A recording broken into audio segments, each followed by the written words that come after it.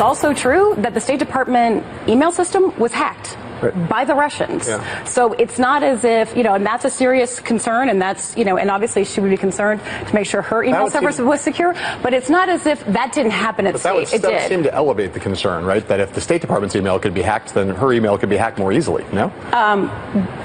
Or at least hers. Not necessarily. Jennifer Palmieri, the communications director for Hillary Clinton's campaign on Bloomberg, brushing off security concerns many have with regard to Clinton's use of a private server while serving as Secretary of State. Palmieri argues the State Department server was hacked, so her emails weren't safe there. But now a new Judicial Watch report says the State Department did not issue Secretary Clinton a secure BlackBerry. Court documents reveal the State Department is, quote, not aware of any personal computing device issued by the department to former Secretary Clinton.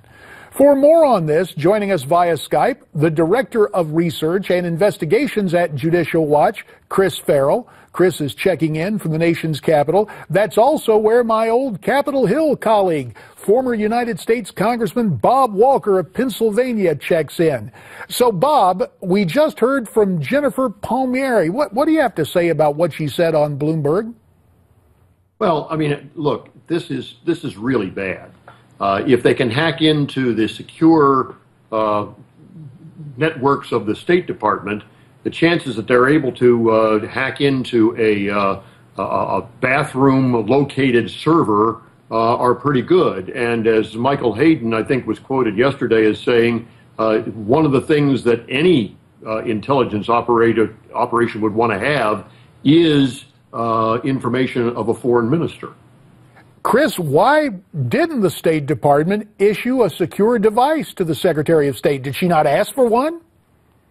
Because Mrs. Clinton made the decision early on to set up this outlaw server, her own separate communications channel or system outside the established record communication system, both classified and unclassified at State. And then it is extraordinary. No other cabinet secretary has ever done anything like this before.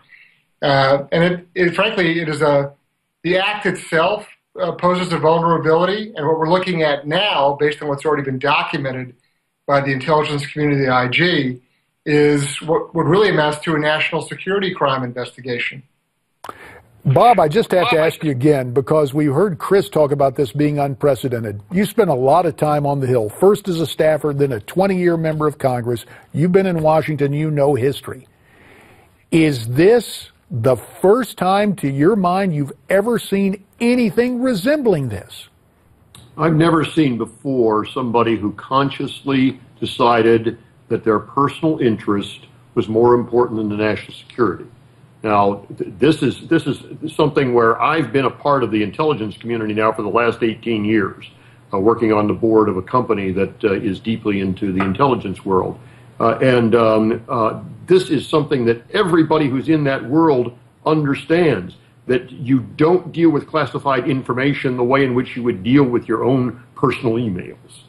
There are two questions I have left in the 2 minutes that remain, and I'm going to divide them as follows.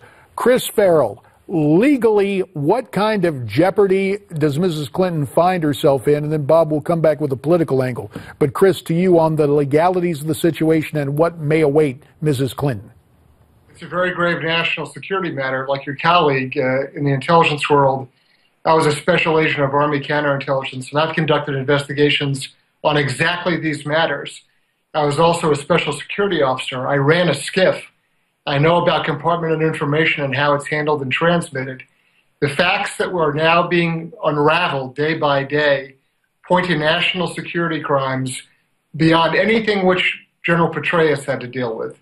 This is 10-year, $10,000 per incident sort of charges that are racking up. It's very grave. Wow. Okay, Bob, I said a minute, but it's subject to change. I got to give you about 40 seconds. Politically, what happens to Hillary? Does she make way for Joe Biden, or do party regulars for the Democrats insist she better get out of the way? Well, I think for the moment they are riding with her, but this is very, very serious. And the fact is we cannot elect somebody to the presidency who cannot get a security clearance. And given what she's done, she would no longer be eligible for a security clearance. And so this is going to be politically very damaging to her.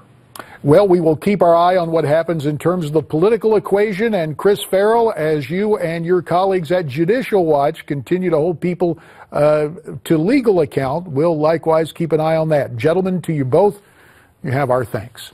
Now, the cap that Donald Trump has been wearing on the campaign trail and at various campaign stops, blazing out his Make America Great Again slogan, well, it's safe to say it's become a sensation, and now you can get your very own Make America Great Again cap, a $25 value free with this offer. All you have to do is pay shipping and handling. Go to newsmax.com/TrumpCap or call 1-800-933-8396.